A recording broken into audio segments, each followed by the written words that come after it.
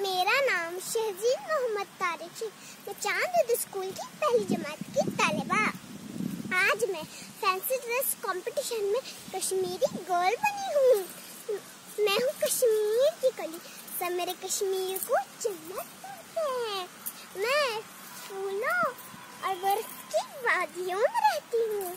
कभी आकर तो देखो ये बर्फीले पहाड़, रंग बिरंगी फूलों की वादियाँ और खूबसूरत झीलों का मंजर और उसमें बहते शिकारे और यहाँ के मीठे मीठे रसीले सेब और खुशबूदार ज़ाफ़रान आपको और कहीं नहीं मिलेगा।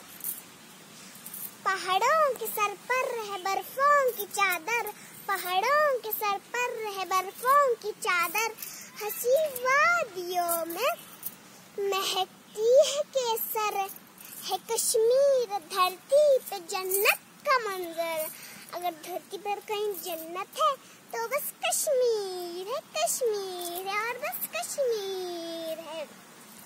अगर आपको भी इन सारी खूबसूरत चीजों का मजा लेना है तो फिर आइएगा जरूर कश्मीर। अल्लाह हाफ़िज़।